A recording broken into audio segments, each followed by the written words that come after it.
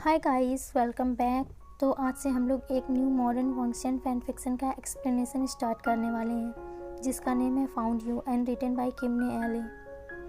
इसकी थोड़ी सी स्टोरी मैं आप लोगों को बता देती हूँ। तो इसमें लेंजन वीइंग का बॉस होता है। लेंजन ने कभी नहीं सोचा था कि वो उसको दोबारा ढूंढ लेगा, जिसको लेंजन ने उस होटल रूम में अकेला छोड़ दिया था, और अब वही पर्सन उसका सेक्रेटरी बन गया था। अब उनके बीच क्या होगा? क्या वीइंग को कभी याद आ पाएगा कि उस नाइट को उनके बीच क्या हुआ था? और अगर आप लोगों को भी जानना है कि उनके बीच क्या हुआ था, तो आपको पूरी स्टोरी अच्छे से सुननी होगी। तो चलिए इसका फर्स्ट पार्ट स्टार्ट करते हैं। तो स्टोरी की स्टार्टिंग होती है हमारे वीइंग से, जो सोकर उठा था।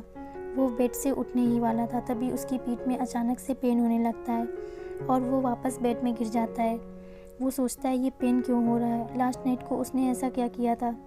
फिर वो उठकर स्लोली मिरर की तरफ जाने लगता है और मिरर में खुद को देखता है। वो टोटली नेक्ड था और उसकी पूरी बॉडी में 21 मार्क्स थे।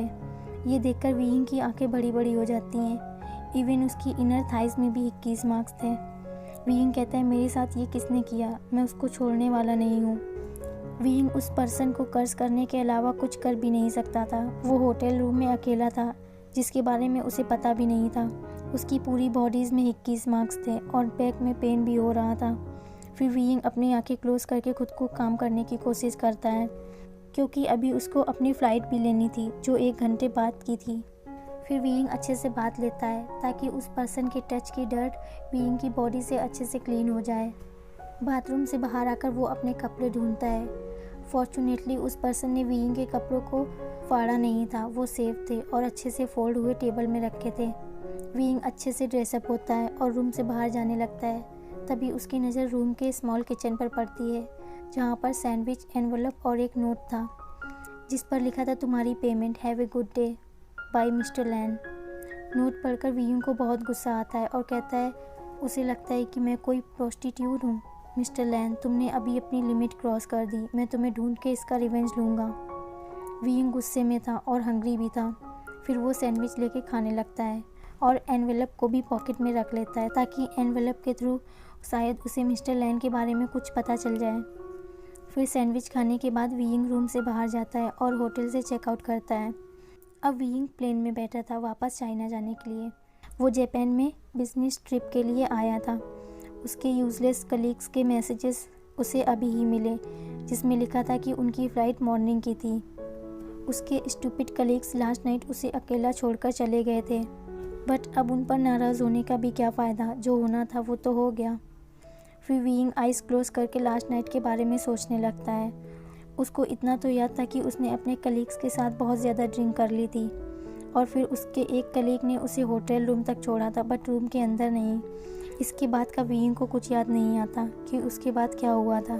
फिर वीइंग ईयरफोन्स लगाकर सोने की कोशिश करता है। वीइंग को लास्ट नाइट के बारे में कुछ कुछ याद आने लगता है। एक पर्सन वीइंग के टॉप पर था, जिसकी ब्रीदिंग हैवी थी, और उस पर्सन का स्वेट उसके चिन के थ्रू वीइंग के फेस पर गिर रहा था। वीइंग 2 बार अपनी पलकें झपकाता है उस हॉट स्ट्रेंजर को देखने के लिए, जो उसके टॉप पर था। उस पर्सन की आइज़ गोल्डन येलो थी। वो कोल्ड टाइप का लग रहा था, जिसकी वजह से वो और ज़्यादा हॉट लग रहा था। रूम में शायद अंधेरा था, तभी वीइंग को उसका फेस ठीक से नहीं दिखा, बट उसकी आइज़ वीइंग को अच्छे से याद थी। इसके बाद वीइंग की आइज़ स्लोली क्लोज होने लगती हैं और अंधेरा छा जाता है।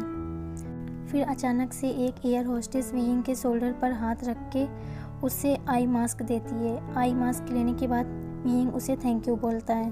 फिर वो एयर होस्टेस वहाँ से चली जाती है। उसके जाने के बाद वीइंग टाइम देखता है, 9:30 हो गया था, ऑलमोस्ट लैंडिंग का टाइम।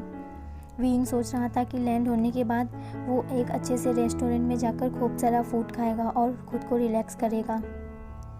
नेक्स्ट डे वीइंग भागते हुए ऑफिस जा रहा था, क्योंकि वो लेट हो गया था, बिकॉज वो बहुत लेट उठा था।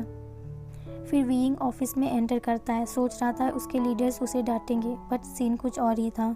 वो सभी वीइंग के लिए चीयर कर रहे थे। वीइंग उनके सामने सर झुकाकर सबको हेलो बोलता है और कहता है आप लोग ये क्या कर रहे हैं। तो वेंचिंग उसे बताती है कि तुम्हारा प्रमोशन हो गया है। वीइंग डाउटफुली कहता है रियली।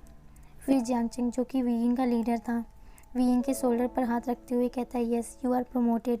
अब अपनी पुरानी डेस्क खाली करो और जाकर प्रेसिडेंट को रिपोर्ट दो। वीइंग फिर से कहता है, बट ये कैसे हुआ? तो जियांगचिंग स्माइल करते हुए उसे बताता है कि प्रेसिडेंट हार्ड वर्किंग एम्प्लॉय को ढूंढ रहे थे, तो मैंने तुम्हें रिकमेंड किया और वो मान गए। इसके बाद जियांगचिंग वहाँ से चला जाता है। फिर वीइंग अपनी डेस्क से अपना स्टफ़ पैक करने लगता है। फिर यानली मुंह बनाते हुए कहती है, वीइंग हम लोग तुम्हें बहुत मिस करेंगे। वीइंग कहता है, सीजे मैं भी आप लोगों को बहुत मिस करूँगा। फिर यानली कहती है, बाय द वे चलो आज रात तुम्हारे प्रमोशन के लिए सेलिब्रेट करते हैं, पता नहीं दोबारा कब मौका मिले तुम्हारे साथ सेलिब्रेट करने के लिए। और फिर सभी कलीग्स भी पार्टी के लिए कहने लगते हैं। फिर वीइंग कहता है, श्योर ट्रीट मेरी तरफ से होगी। फिर अपना स्टफ़ लेने के बाद वीइंग उन्हें फेयरवेल विश करके एलिवेटर के थ्रू टॉप फ्लोर की तरफ जाने लगता है, जहाँ पर प्रेसिडेंट का ऑफिस था। वीइंग सोच रहा था कि प्रेसिडेंट कैसा दिखता होगा, क्या वो ओल्ड स्ट्रिक्ट टाइप का होगा। फिर वीइंग ऑफिस में एंटर करता है, जो कि बहुत बड़ा था, लाइक पूरा एक डिपार्टमेंट उसमें फिट हो सकता है। और थोड़ा लोनली सा भी लग रहा था, बहुत ज़्यादा फर्नीचर्स नहीं थे। पूरे रूम में काफ़ी जगह थी। 2 सोफ़े पड़े थे एक दूसरे के सामने और उनके बीच एक कॉफ़ी टेबल था। प्रेसिडेंट के टेबल के पास काफ़ी सारी बुक्स रखी थी और एक टेबल वीइंग के लिए थी। फिर वीइंग अपना इंट्रो देते हुए कहता है, we वुशियन reporting mister president.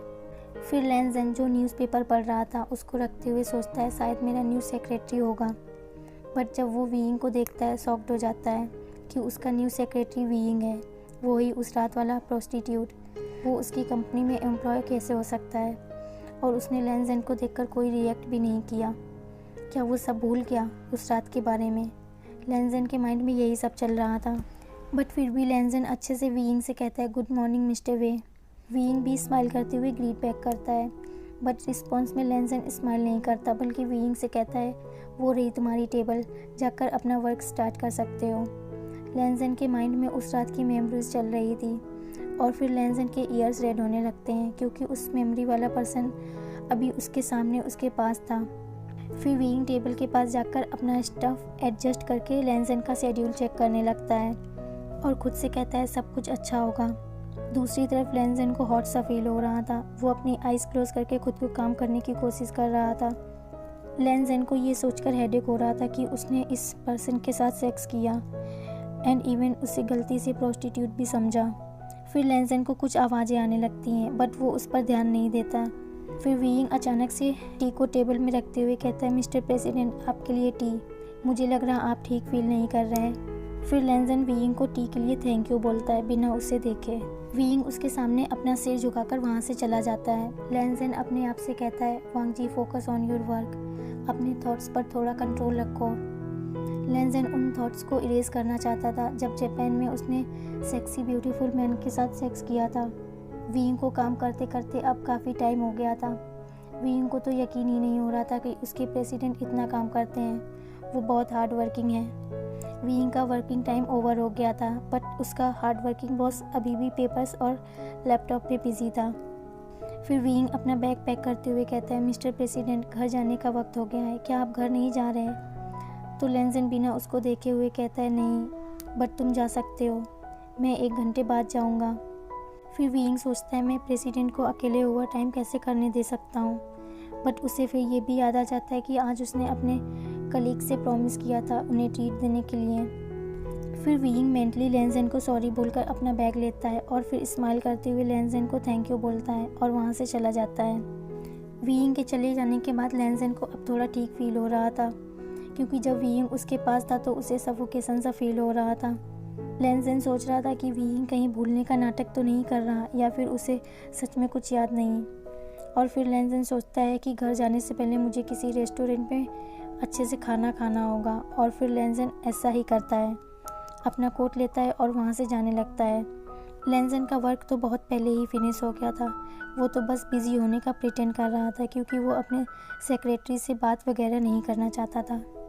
Restaurant में जाकर लैनज़ेन फूड के लिए ऑर्डर देता है, फिर वेट्रेस वहाँ से चली जाती है। लैनज़ेन फूड का वेट कर रहा था, फिर उसे ज़ोरों से हंसने की आवाज़ें आने लगती हैं। वो अपने चारों तरफ देखता है, फिर उसकी नज़र एक ग्रुप पर पड़ती है जो ड्रिंक कर रहे थे। उनमें से एक पर्सन फेमिलियर था, यस वो वीइंग ही था। लैनज़ेन सोचता है कहीं उसने फिर से ज़्यादा पी ली तो, और फिर से वो किसी और के रूम में घुस गया तो, जैसे कि जापान में हुआ था। उसे वीइंग की चिंता भी थी और दूसरी तरफ लैनज़ेन कह रहा था, मुझे क्या, मैं क्यों फ़िक्र करूं। तभी वहाँ वेट्रेस फूड लेकर आ जाती है, जिससे लेंजन अपने सेंस में आ जाता है। वो उसे थैंक यू बोलता है और फिर वेट्रेस वहाँ से चली जाती है। लेंजन फिर से उनकी तरफ देखते हुए कहता है, ओह तो वो मज़े कर रहे हैं। इसके बाद लेंजन पीसफुली अपना फूड खाने लगता है। खाते वक्त बार बार लेंजन की नज़रें वीइंग की तरफ जा रही थी। लेंजन खुद से फ्रस्ट्रेट होते हुए कहता है, अब मुझे घर जाना होगा, मुझे रेस्ट चाहिए, मुझे सच में इसकी ज़रूरत है। फाइनली फूड फिनिश करने के बाद लेंजन लास्ट टाइम फिर से वीइंग की तरफ देखता है। उनका ड्रिंकिंग सेशन भी ख़त्म हो गया था और सभी लोग बहुत ड्रिंक हो गए थे। फिर लेंजन की नज़र उस पर्सन पर पड़ती है जो वीइंग को कहीं ले जा रहा था। लेंजन उन्हें इग्नोर करना चाहता था, बट उसके फीट अपने आप वीइंग की तरफ जा रहे थे। फिर लेंजन उस पर्सन का हाथ पकड़ते हुए कोल्ड वॉइस में उसे घूरते हुए कहता है, इसका घर कहाँ है। वेनिंग ध्यान से लेंजन की तरफ देख रहा था जो वीइंग को उसे छीन रहा था। वेनिंग ड्रंक वॉइस में कहता है, ओह मिस्टर प्रेसिडेंट, मैं उसे टैक्सी तक छोड़ने जा रहा हूँ। लेंजन उससे स्टर्न वॉइस में कहता है, मैं उसे छोड़ दूंगा, उसका एड्रेस बताओ। वेनिंग लेंजन को वीइंग का एड्रेस बताकर थैंक यू बोल के वहाँ से चला जाता है। फिर लेंजन वीइंग की नोज़ पर पिंच करते हुए कहता है, यू आर अनबिलीवेबल, और फिर वीइंग को वहाँ से ले जाने लगता है। तो आज के लिए बस इतना ही। प्लीज़ मुझे कमेंट में बताइएगा कि इसका फर्स्ट पार्ट आप लोगों को कैसा लगा, और अगर अच्छा लगा हो तो प्लीज़ लाइक कर देना, शेयर कर देना, और मेरे चैनल पर अगर आप नए हैं तो प्लीज़ सब्सक्राइब कर देना। And thank you for watching. Bye and take care.